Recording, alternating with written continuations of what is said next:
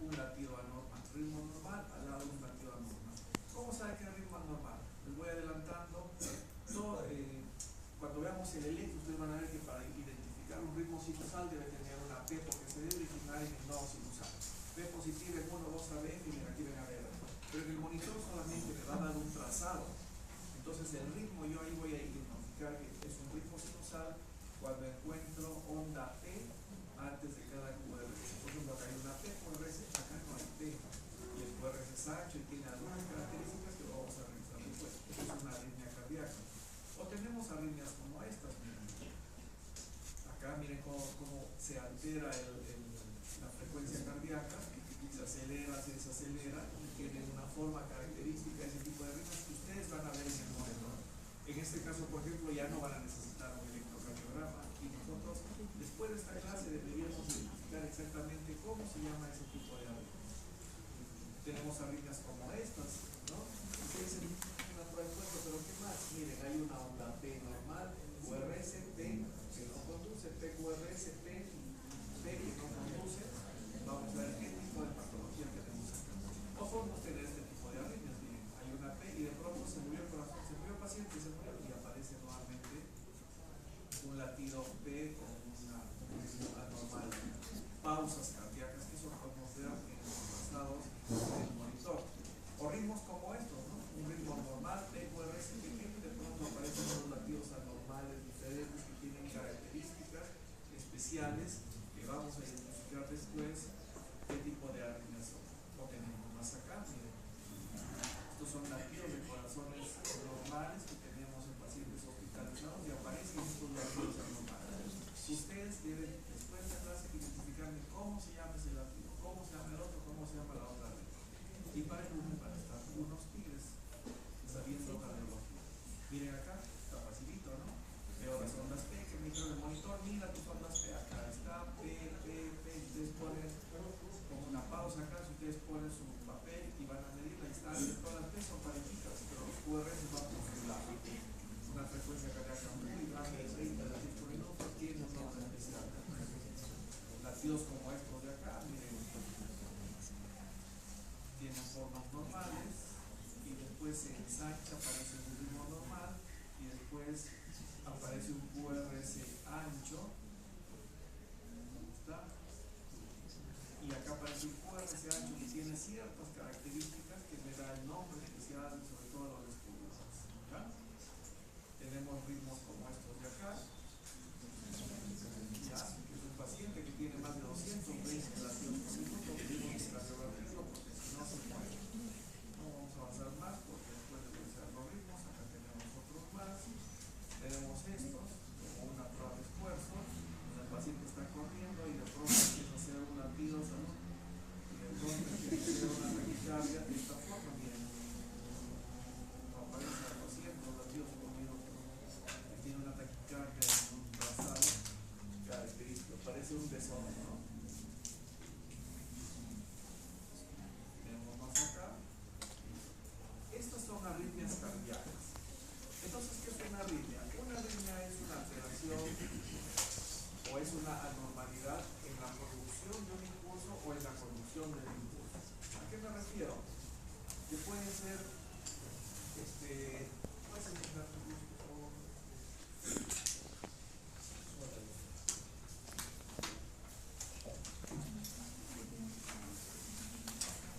Miren, normalmente tenemos el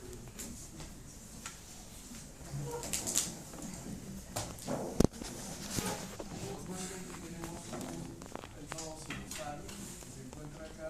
¿Qué otro nombre tiene el nodo sinusal? Sinoatrial. No encuentran manifestaciones clínicas. ¿Y cuáles son las manifestaciones? La principal son las palpitaciones. Y ustedes van a ver que un paciente viene y dice, doctor, siento unas palpitaciones. ¿Cómo? Siento como un latido normal, que el corazón salta y late muy fuerte o muy rápido. Y siento una molestia, como contracción, inclusive a veces parece que me estuvieran agarrando del cuello acá. Esas son las palpitaciones, que es la manifestación clínica de una arritmia. Ahora, esta percepción varía de persona en persona. Hay algunos que con una extrasístole sienten que les aplastan el cuello Hay otros que tienen taquicardias inclusive y no sienten ninguna molestia. Nosotros para algún examen le tomamos un electro o un Holter por alguna situación, un examen ocupacional, otra cosa, y le encontramos arritmia, le ponemos un Holter, inclusive puede tener taquicardia, fibrilación y el paciente no siente absolutamente nada.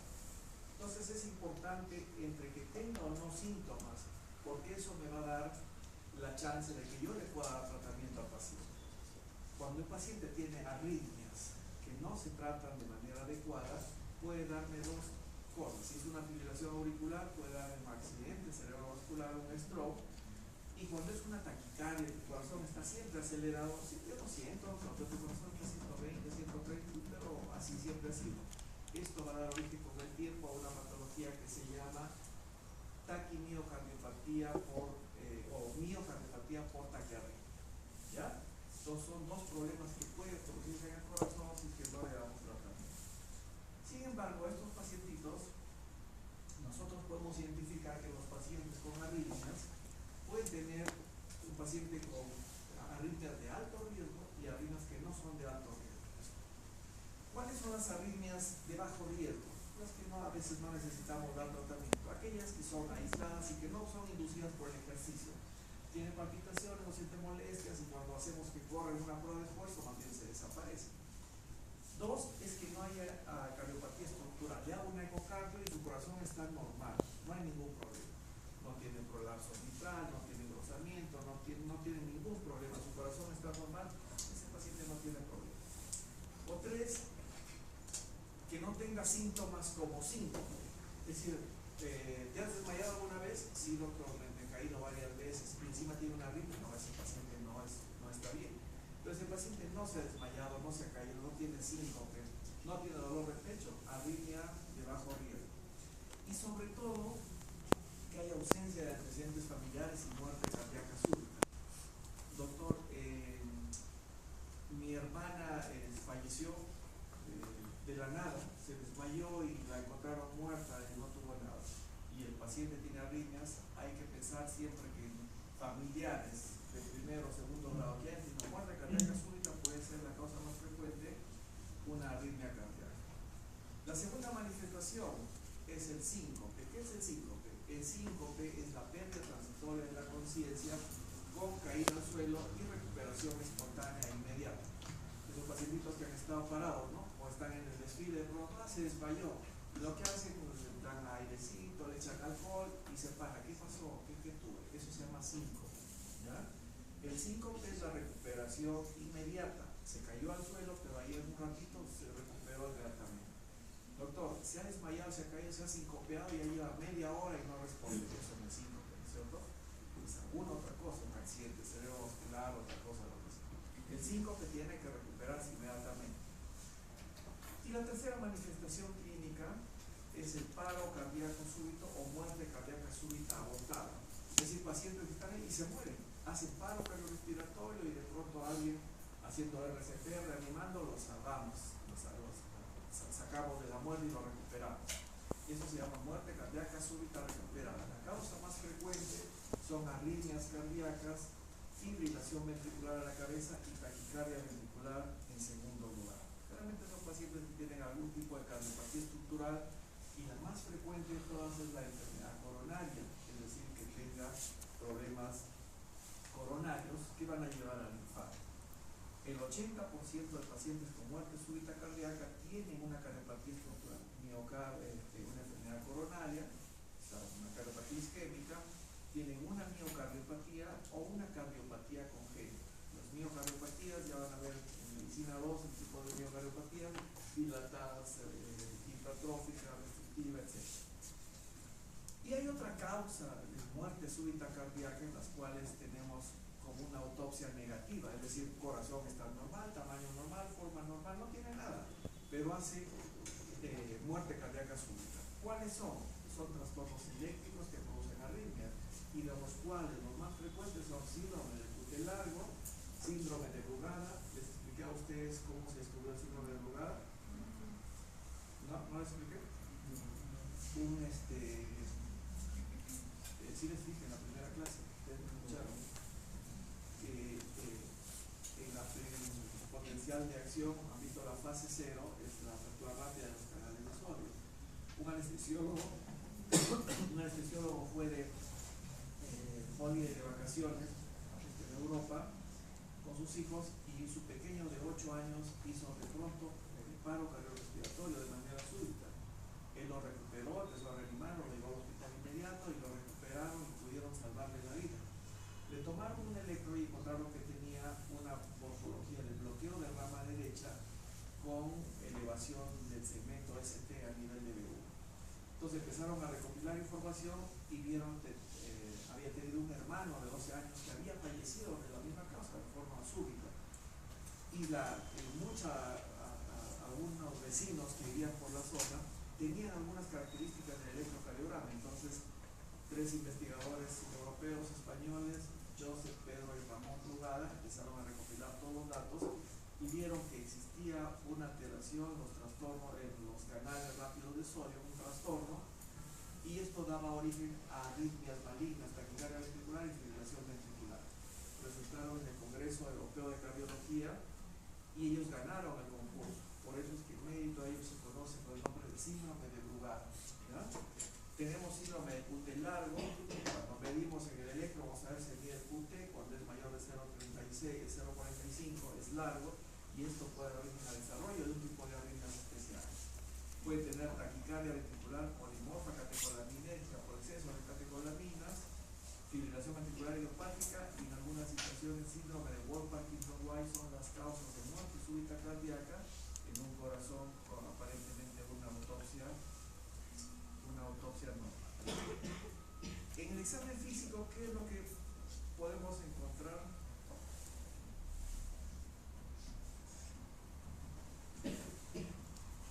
En el examen físico, ¿qué podemos encontrar en los pacientes con arritmias cardíacas? Uno, vamos a evaluar el pulso venoso. Puedes encender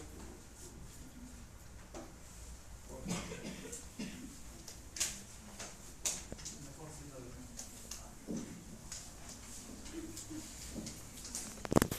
nosotros cuando evaluamos pulsos iniciales y pulsos venosos. El pulso venoso es el que vamos a evaluar en la vena yugular, sobre todo el lado derecho, porque es el que me indica el retorno de sangre del corazón. Miren, esto es el corazón. Imagínense que dibujo bien. Válvula tricúspide, válvula mitral, acá tenemos, estoy haciendo un esquema, ¿ya? Así nos enseñó el doctor, y la aorta sale para abajo y la pulmonar para arriba, un esquema. Entonces, el pulso venoso es el que se va a traducir acá en el lado derecho. Normalmente el pulso venoso también deberíamos evaluar a nivel de la vena yugular y más o menos tiene esta forma. Tiene 2 ondas positivas, que es una onda A, ¿sí? La onda A,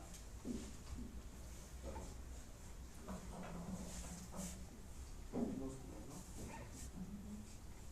La onda A, la onda V, la onda X y la onda Y, que son las ondas BDC.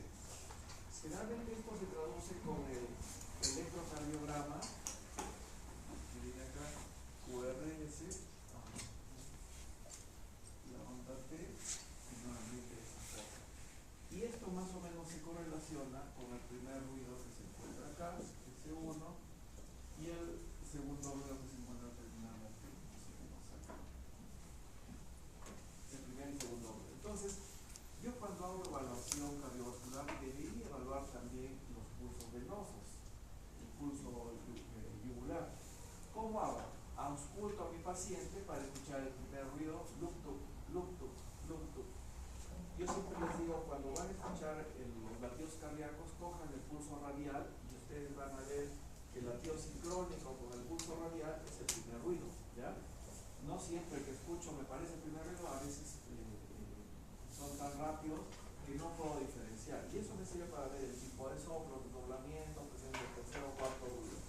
Entonces, ustedes escuchan el latido el latido, y al mismo tiempo van a evaluar, van a ver la vena yugular. Todos tenemos impulso, sin embargo, si tienen una patología se reporta. Y la primera onda que sube es la onda A y la segunda onda que baja, perdón, la primera onda que sube es la A y la segunda es la U. La A es la contracción auricular, la X es la relajación auricular, la A la fase de llenado auricular y la Y el vaciamiento auricular. Por acá hay una onda C que es el cierre de la válvula tricúspide también, pero eso vamos a ver después. Entonces, ¿a qué vamos con esto? ¿Por qué les explico esto? Porque cuando existe, ¿a dónde se traduce la vena, el pulso venoso? Acá en la vena cava superior, ¿sí? Que vamos a ver acá en el cuello. Entonces esto traduce la actividad que pasa en la aurícula derecha. Por lo tanto, dice que la presión en la vena yugula es la misma que la presión de la aurícula derecha, porque entre los dos no hay una válvula que esté parada. Cuando hay una contracción de la aurícula derecha, la sangre pasa al ventrículo derecho y no hay ningún problema. Pero si existe una obstrucción en la válvula tricúspide, la sangre no va a pasar hacia el ventrículo derecho, por lo tanto va a regresar a la aurícula. ¿En qué situaciones se originará esta contracción de la aurícula derecha de un aumento de la presión en la vena yugula? Estenosis, ¿qué? Suspira. Perfecto. 2. Hipertensión pulmonar.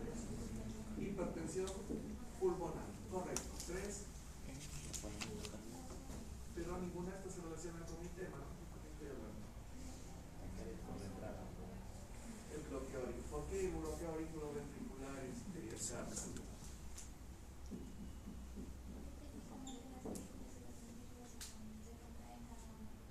Está como cuando te peleas con el que te cuento y cada uno se ha frustrado.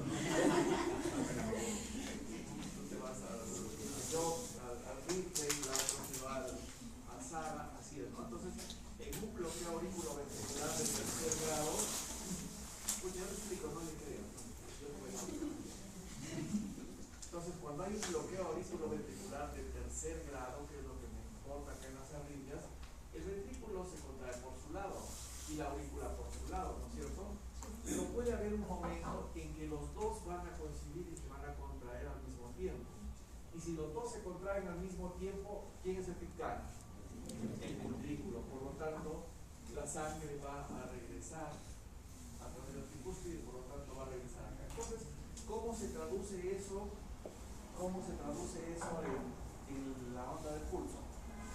Vamos a encontrar una onda alta. ¿Y cómo se llama esta? Ondas AICA, ¿ya? Que son características del bloqueo auriculoventricular de tercer grado.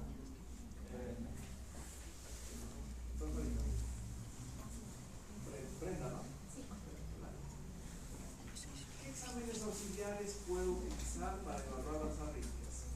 Un electrocardiograma básico, ¿cierto? Lo primero que tienen que hacer cuando ustedes sospechan o tienen una arritmia o escuchan una arritmia es tomarle un electro y con eso salimos del grupo.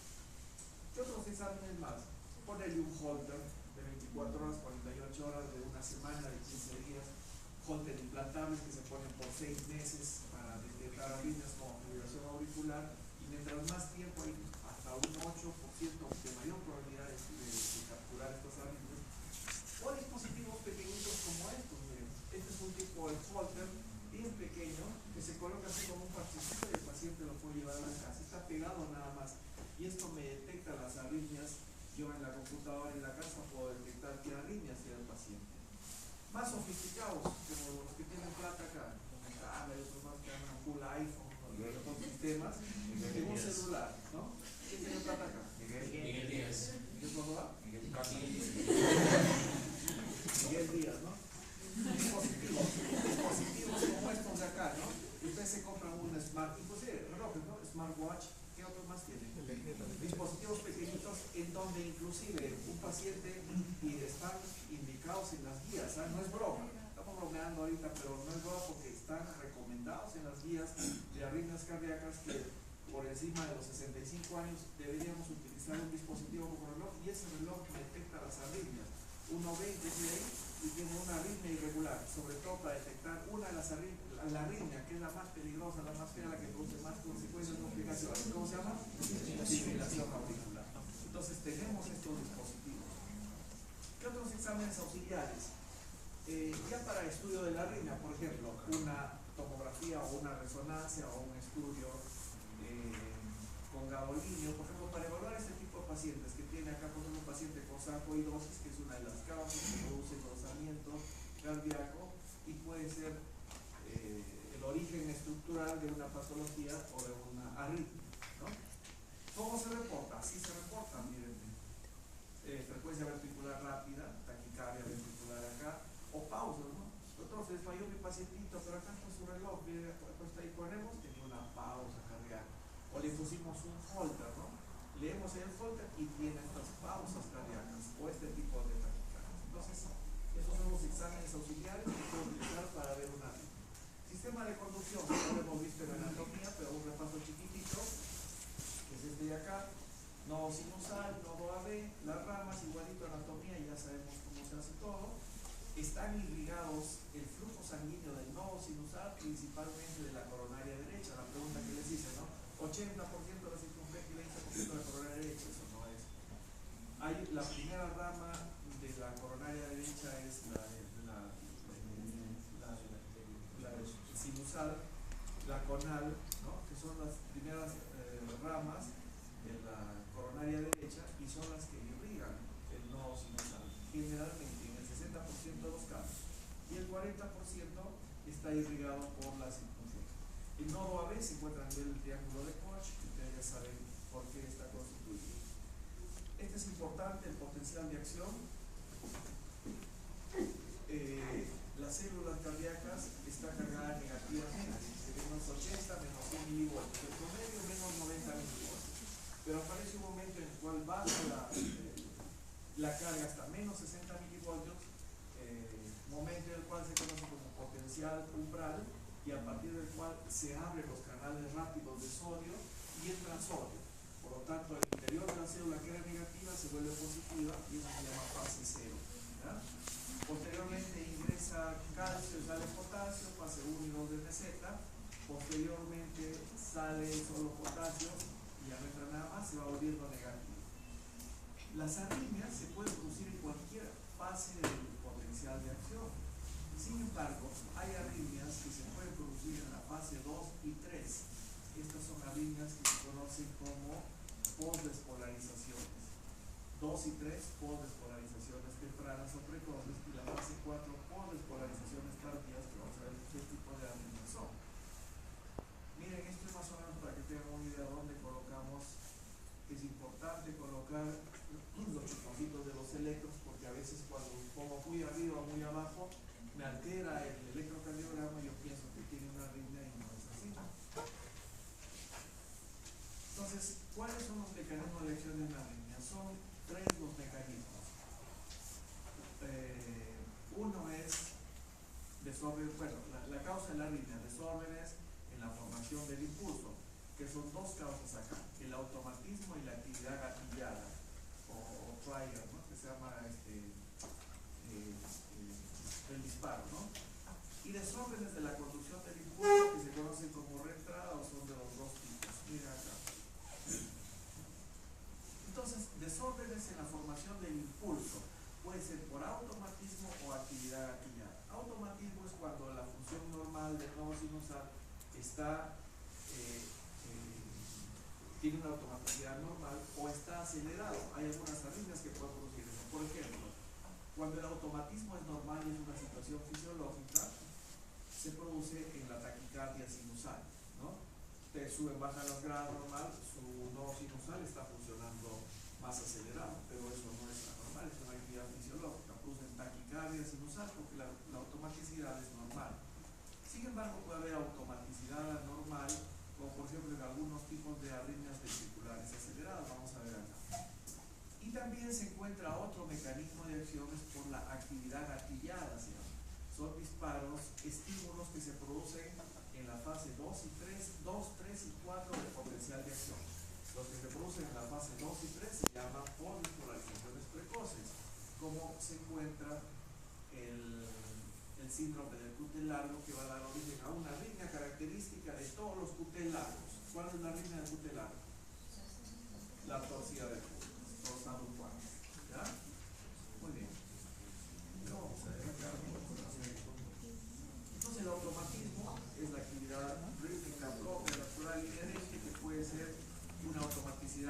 normal aumentada como la taquicardia sinusal, ¿cierto? Pueden haber algunas taquicardias atriales ectópicas de la unión o ritmos idioventriculares acelerados que se originan como consecuencia del funcionamiento normal del nodo sinusal. Anormales también, como por ejemplo algunas taquicardias ventriculares, como las que ocurren después de un infarto de miocardio, pueden tener una automaticidad anormal. Entonces, la taquicardia ventricular por un infarto de miocardio, ¿cuál es el mecanismo? El mecanismo de acción de las arritmias son prácticamente tres, ¿no? ¿Cuáles son? Automatismo, actividad gatillada y reentrada, ¿no es cierto? La taquicardia ventricular, después de un infarto agudo del miocardio, porque puede haber un infarto y de pronto empieza a ser taquicardia ventricular. ¿Cuál es el mecanismo de acción? Automaticidad anormal. Vamos a ver. La actividad gatillada, por despolarizaciones precoces en la fase 2 y 3, que era la que señalaba en la flechita, ¿no? ¿En qué fase está esta? ¿Pero qué fase? 3, ¿no? 3. Listo. 3. Es una posdespolarización precoz. ¿Cuál es la arritmia característica de una posdespolarización precoz? Es esta que la describió Desartene, un francés, ¿no? Y que decía, cada vez que va a aparecer este tipo de arritmias, aparece un momento en que se acorta un latido normal con un extrasístole que se hace corto, luego se hace mucho más largo, luego se hace más corto y luego empieza a calentarse a un lado y después hace una arritmia de manera helicoidal. Ustedes trazan como una hélice, ¿no? Las puntas suben, bajan, y este es un tipo de taquicardia ventricular polimorfa que se llama torcida de puntas. Esta taquicardia la vamos a encontrar básicamente en un tipo de problemas. ¿Cuáles?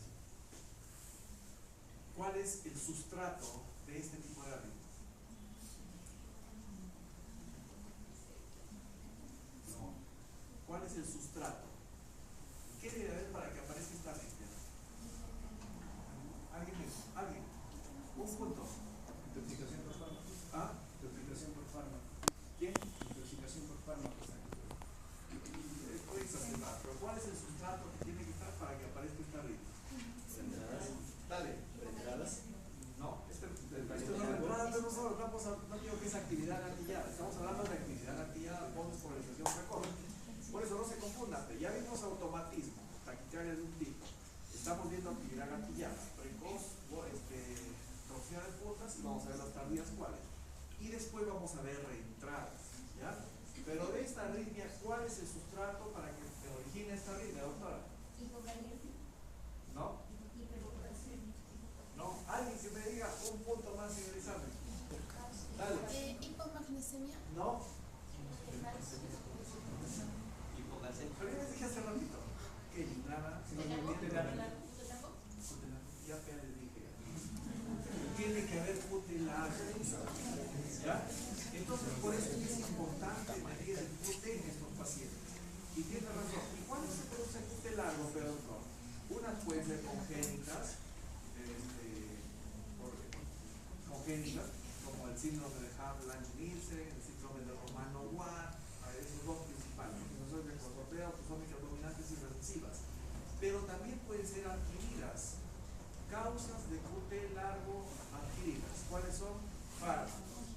Entonces ustedes van a decir, revisen qué fármacos me pueden dar un QT, sobre todo los fármacos más comunes usados.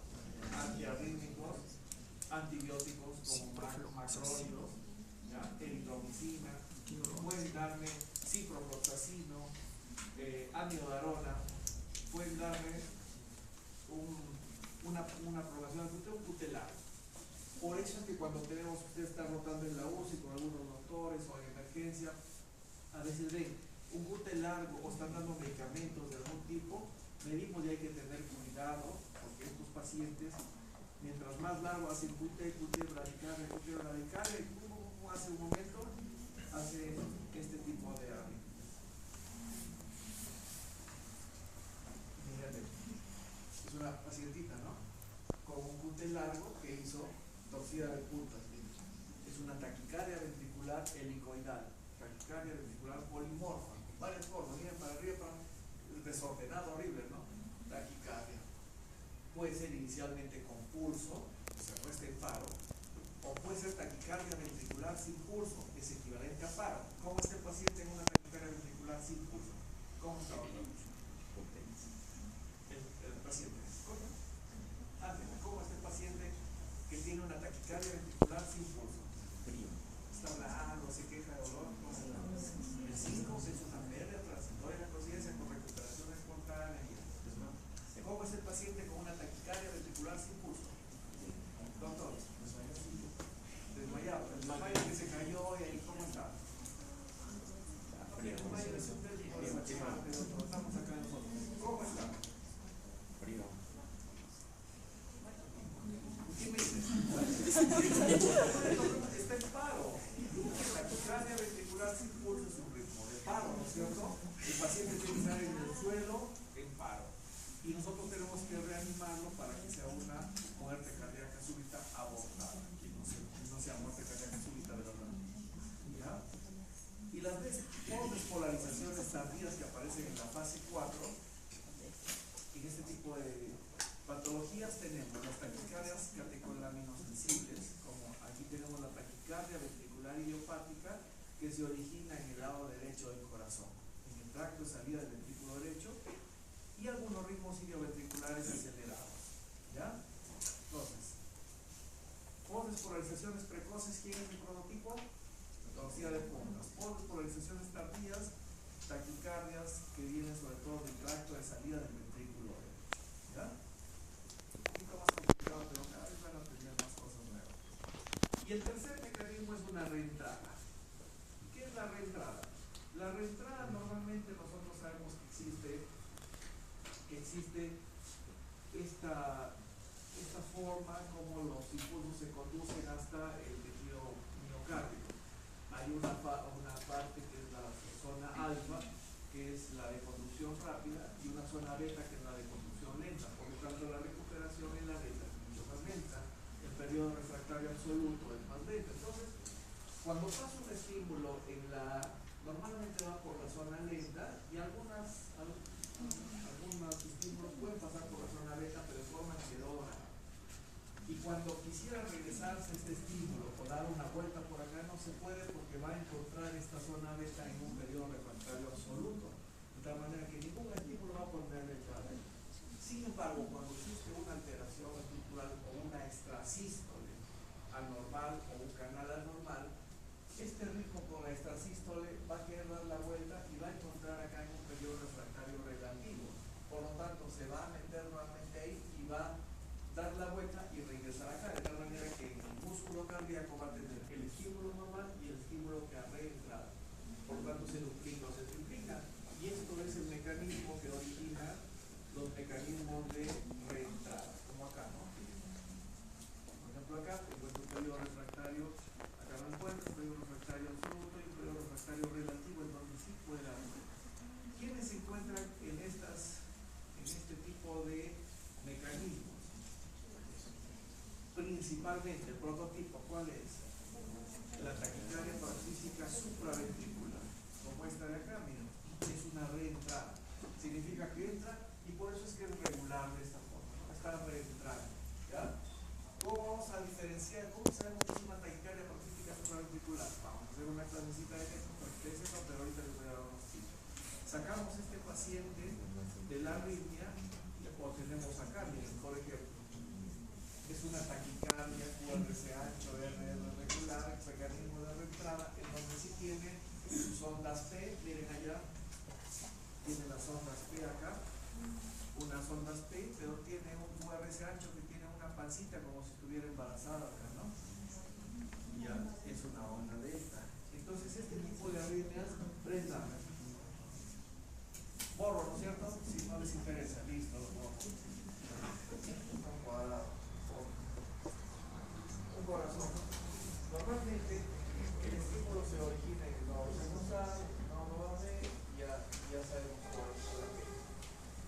Pero resulta que existe una vía anómala de nacimiento de origen, algunos haces. El más común son como 16 haces, ¿no? Pero el más común de todos, ¿cómo se llama? Haz pequeño. El haz pequeño es un una vía accesoria anómala, que también conduce actividad eléctrica.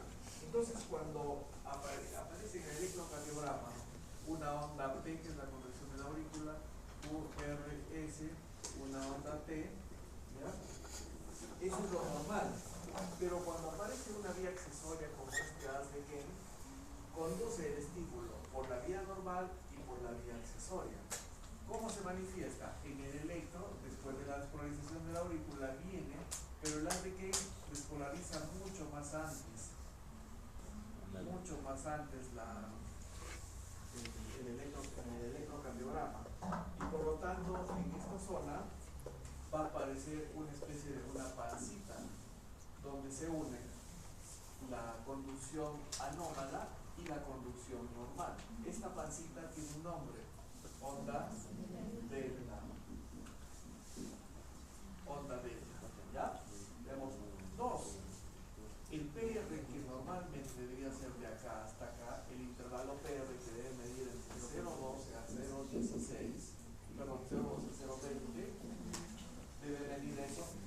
Ahora ya no va a medir eso, sino va a medir menos, ¿no? Va a medir menos porque se mide hasta acá. Por lo tanto va a ser un PR menor de 0,12. PR corto. Tercero, el QRS, que debería ser desde acá hasta acá, debe medir entre 0, máximo 0,11, ya no va a medir ahí, sino vamos a medir desde acá, ¿no? Desde acá. Por lo tanto, ¿cómo es este QRS? Ancho.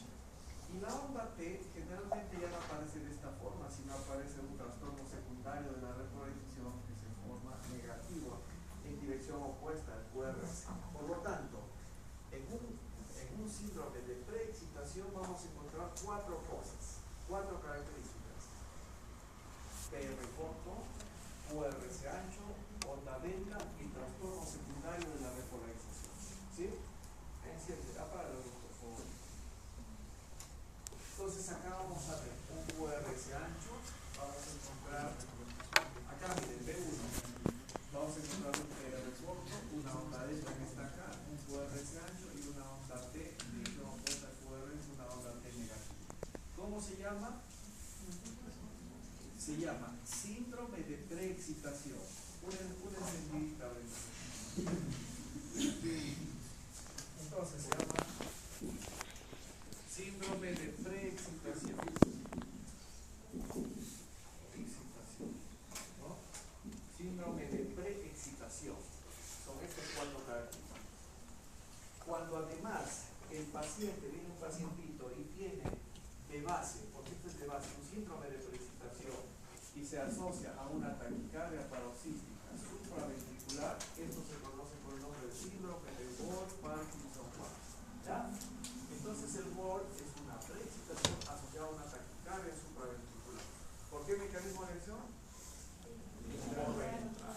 ¿Ya? La reentrada puede ser nodal, reentrada ver, taquicardia real, eso no les interesa, que sea reentrada. Vamos a ver.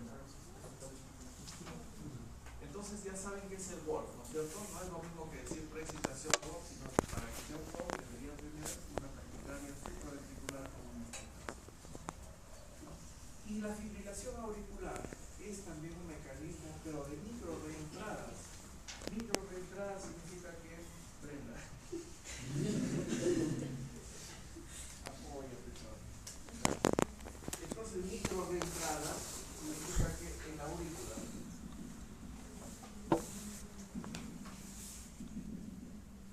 micro reentradas, pequeñitas, todos quieren entrar, todos hacen reentrada, pero de estos solamente los más fuertes pasan y estimulan el nodo AB. Los otros más delicados no estimulan el nodo AB, pero yo veo en la aurícula que está latiendo. Por eso es que la pregunta que decía ahí, la fibrilación auricular, 350 latidos por minuto auricular, o sea, la aurícula está, imagínense, son unos gusanos que se mueven todititos, 350 latidos, la aurícula, pero de estos no todos pasan los más fuertes, los que pueden, no depende de muchos factores, y solamente los que pasan son los que contraen el ventrículo, que podrían ser, que tenga una frecuencia muy alta, más de 110, que se llama respuesta ventricular alta, que tenga entre 60 y 100, respuesta ventricular controlada, o que tenga menos de 60 y se llama respuesta ventricular baja. ¿Sí? Cuando nosotros examinamos a los pacientitos, ponemos nuestro estetoscopio en el corazón y vamos a escuchar una cantidad de latidos, pero sentimos el pulso radial. Ustedes van a ver que no se relaciona muchas veces. Acá tiene más latidos y acá hay algunos que no pasan. ¿Cómo se llama eso? Dale, ven. Entonces, el mecanismo de acción de una irrigación auricular es microreentrada, ¿sí? ¿Cuál es el mecanismo? Actividad gatillada, automatismo, no. Microreentrada. Como en este caso, vamos a ver, ya, este es irregular. Vamos a ver por ahí otro más.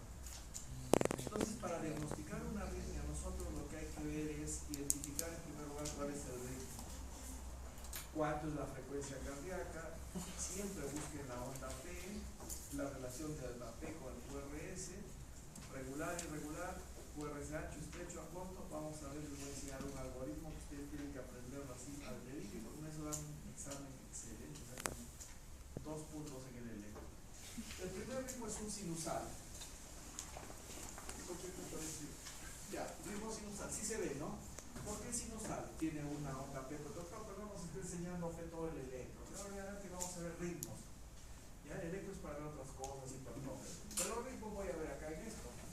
Si ustedes ven que tiene una onda P, listo, es un ritmo sinusal. P seguida de un QRS. Toda la P debe ser seguida de un QRS porque significa que la P estimuló y lo sigue el QRS. Porque va a decir, doctor, acá también encuentro P's, pero está bloqueado el paciente, es otra cosa. Ritmo sinusal, frecuencia generalmente es regular, frecuencia entre 60 y 100, positiva, todo lo que nos explica, nos enseña es el ritmo básico. Doctor, pero y esta frecuencia está entre 100, 150, 175, 150, 48 latidos por minuto. Está menos de 60, sí, pero tiene ondas P, PQRS, pero frecuencia menos de 60. Diagnóstico, bradicardia sinusal. Pero nos ha dicho que de 60 a 100 es una variante fisiológica que se llama bradicardia sinusal. ¿Ya? Puede ser normal, sí. Muchos de ustedes hacemos un electro acá, todititos ustedes y van a ver que varios de ustedes, sobre todo los flacos, los poquitos atletas, acá no hay ninguno. ¿Quién es ese atleta? ¿Ah? Ya. Entonces ellos, flacos de poquitos atletas, gente que viene de altura, ¿no? Entonces estamos acá a 2.750 metros, ¿no? Gente que viene de 3.000 metros de Hualgayo. ¿Quién viene por ahí de Hualgayo? Mayra.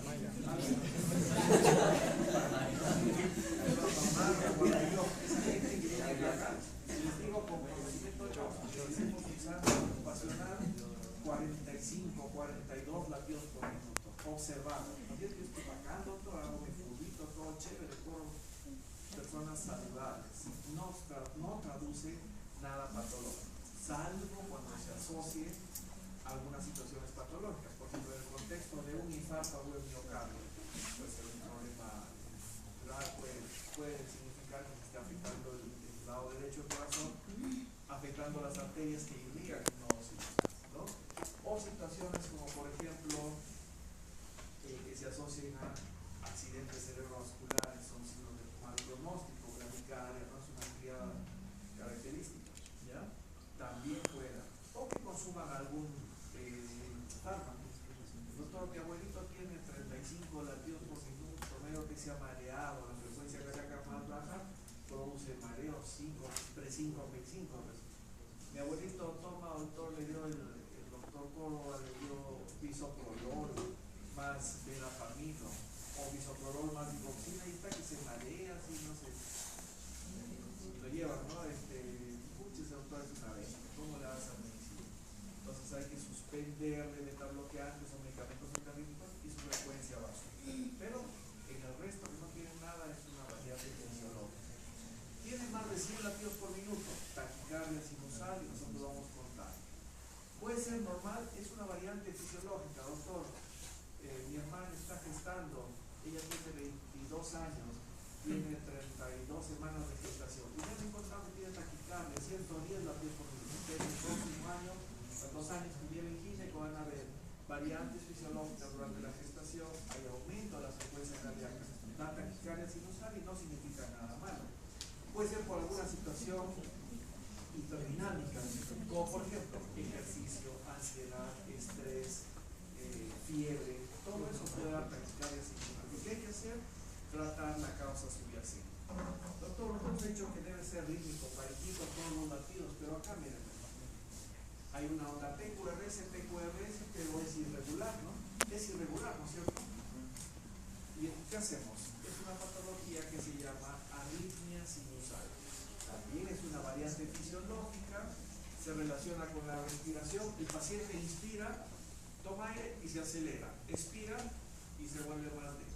Es la arritmia sinusal relacionada con la respiración y es más baja en pacientes bajos tónicos.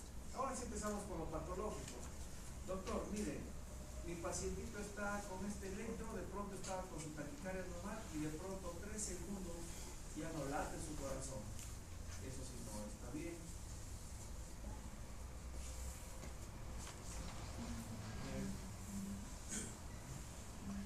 ¿Ven o no? Pero se ve la pausa, ¿no es cierto?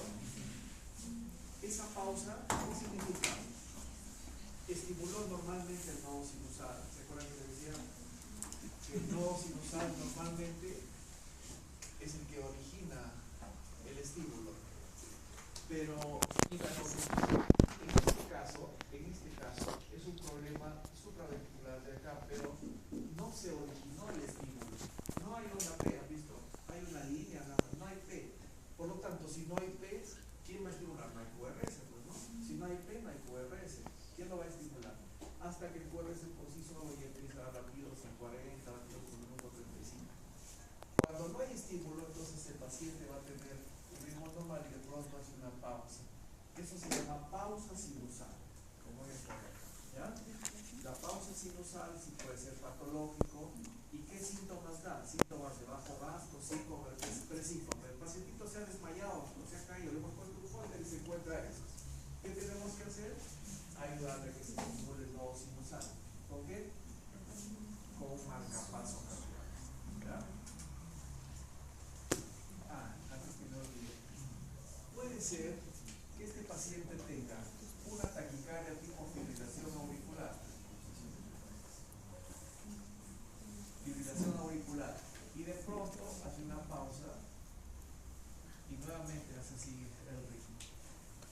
Esta pausa, este problema se llama fibrilación auricular con respuesta alta, parva le llamamos, y después se sigue una pausa. ¿Cómo tratamos nosotros el fármaco? Con medicamentos para que disminuya esta frecuencia. Pero si le bajamos la frecuencia y le dar una pausa, más pausa lo hacemos, ¿no? Entonces, ¿qué hacemos? Esta fibrilación hay que tratar con medicamentos y esta pausa con marcapaso cardíaco. ¿Cómo se llama este problema? Se llama síndrome de taquicardia bradicardia o le llamamos taquibradi, ¿ya? Esta taquibradi es parte de un contexto de síndromes que se llama enfermedad del nodo sinusal. Porque el nodo sinusal es el que está mal, ¿no es cierto? ¿Quiénes son los que forman parte de la enfermedad del nodo sinusal? Fibrilación auricular, lúpera auricular, pausa sinusal o síndrome de braditaquia o taquibradi.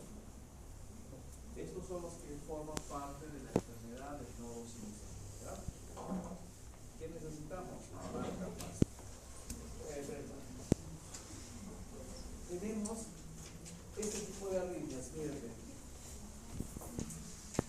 Un ritmo sinusal normal y de pronto se acelera, está en taquicardia. ¿Qué es lo que tenemos acá? Fíjate. 185 latidos por minuto. De pronto le pusimos adenosina y miren cómo se bloquea, vean, se murió y de pronto se iba a decir. ¿No? Esa raya que aparece ahí, el corazón está parado, ¿ah? Si vemos en la ecografía, ustedes, esa rayita que aparece, la raya que aparece, que el corazón estaba contrayéndose, y hacemos la ecografía, está parado, no se mueve. ¿Cuánto? ¿No? Eso se llama, esa es una de las patologías que tenemos acá. A ver, otra más. Miren, así se hace una enfermedad taquicardia parasítica supraventricular, 200 latidos por minuto, el paciente está, imagínense, o sea, cómo está, ¿no?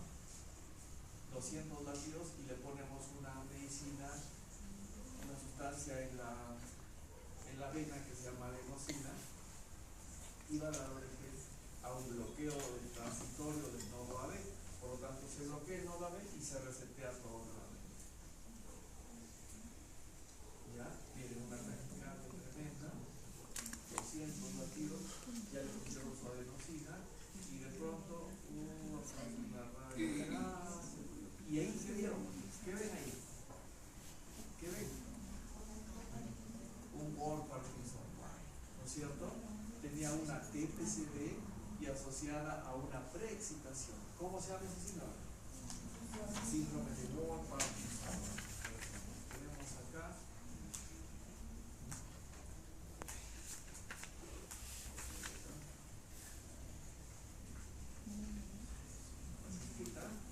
¿Ya? Le vamos a poner adenosina. Basta, no la adenosina, listo, al toque. 185 latidos por minuto, ¿no? TPCB. ¿Por qué TPCB? Ahorita le voy a decir cómo se. Ahí está.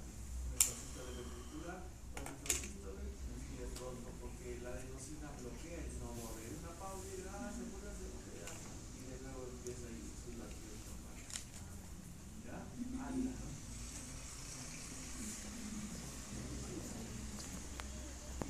Acá, miren, esto es lo que vemos en un trazado electrocardiográfico, una taquicardia parasítica supraventricular. Miren, y acá, después de la adenosina, salió a un ritmo normal. Doctor, ¿cómo reconoce que es una TPCB? En el algoritmo. O ya se quiere ir. Me avisa, ¿no? Entonces, tenemos un Flutter. El Flutter es facilito, si no entiendo el cierre, la morfología no se puede equivocar. El Flutter, por lo tanto, la frecuencia real es de los 250, pero parecido es el primo hermano de la fibrilación auricular. El mecanismo es muy parecido, con microrreentradas, y el tratamiento es igualito. Puede dar ACV, también da ACV, sino que son macrorreentradas acá que dan unas F rápidas. Creo que tenemos esto de acá. Era un paciente que tenía una taquicardia, 140, ¿qué puede ser esa taquicardia?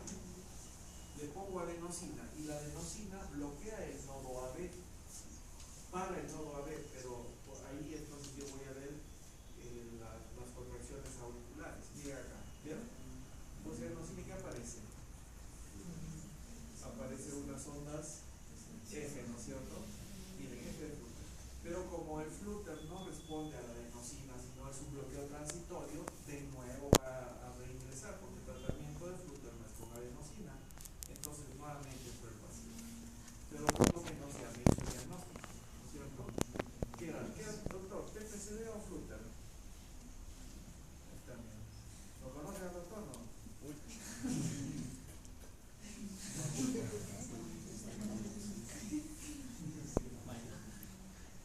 Ponemos acá, ¿ya? Pacientita, miren, 200 latidos por minuto, ¿ya? Le pusimos adenosina, le ponemos adenosina y miren, sale un rato, listo, se bloquea el nodo, ya sale, chévere, todos contentos, vamos al cafetín y de pronto nuevamente empieza a acelerarse. ¿Qué pasa? Se acelera y quiere acelerarse y de pronto y de nuevo. Entonces tengo raro, ¿no? Las reentradas, el tratamiento de las taquicardias por reentrada, como la TPCB, de elección es la adenosina, ¿ya? La adenosina viene de 6 miligramos, le ponemos en bolo endovenoso, una o puede ser 12 miligramos o hasta 18 miligramos endovenoso en bolo, porque su periodo de vida media es aproximadamente 3 a 5 segundos.